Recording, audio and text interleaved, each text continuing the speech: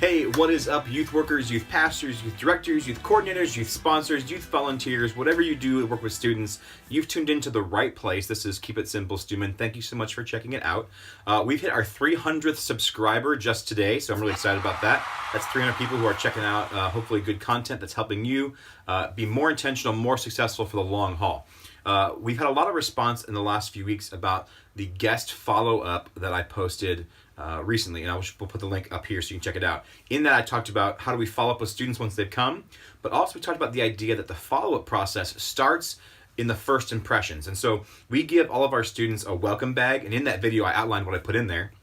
So feel free to steal those ideas as much as you'd like.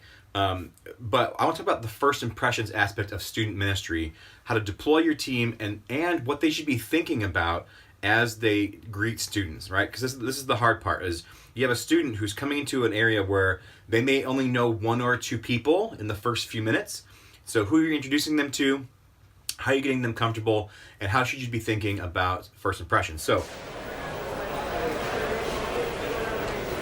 at my church, I'm in charge of our first impressions team. We call it FIT.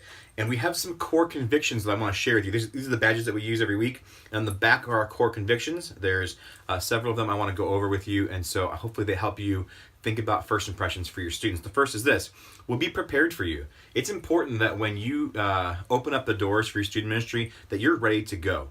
If you're running around like a chicken with your head cut off, that's not ready. That's a bad first impression. Second is, we'll try to predict your needs. What do students want to do? What do students want to experience? What's going to make them comfortable?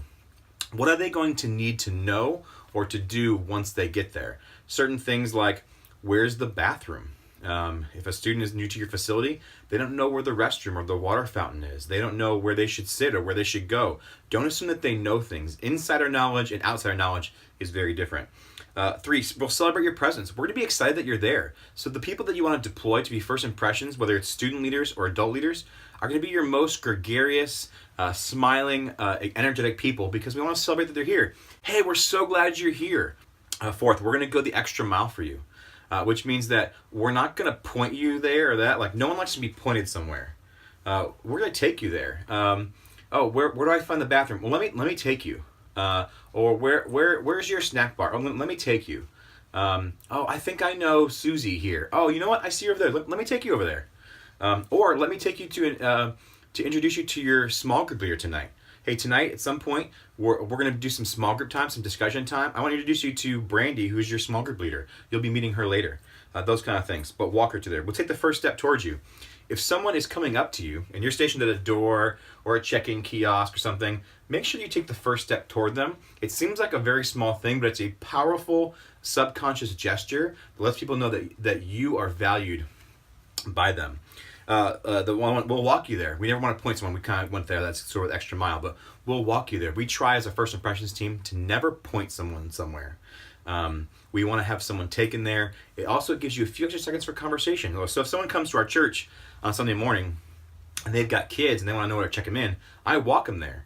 It gives me the opportunity to get to know the kids' names, ask what the dad does for a living, how they found our church. It gives me extra seconds of conversation and connection that's really valuable. Next one is, we'll treat you like family. We want to make sure that we treat people as if they were part of our own family, meaning that we're going to have a clean space. We're going to be ready for them. We're going to treat them like we've always known them before, and so that's really important for us. We'll catch your eye before the distraction catches you. That speaks to the cleanness and clutter and the different things that are important about your environment. Details are important, signage, different things like that. If kids are confused about where to go, they're distracted by what's going on, that's a bad first impression. And the most important one for me is this: we'll never ignore the needs of an outsider for the comfort of an insider. Let me say that again. We'll never ignore the needs of an outsider for the comfort of an insider. We don't let kids save seats. We make sure that as an outsider comes in, that we're not so catered to pleasing our current students that we leave our outside students, the kids who are coming for the first time, confused, bewildered, distracted, uncomfortable. And so those are the things that we think about as far as first impressions. And again, follow up with students, which maybe is one of the most important things that you do, really starts there. Because you can have a great follow-up letter, you can send candy, you can send cash in an envelope. But if you made a bad first impression, it won't matter. So that's where things start. So hopefully that helps you think about it.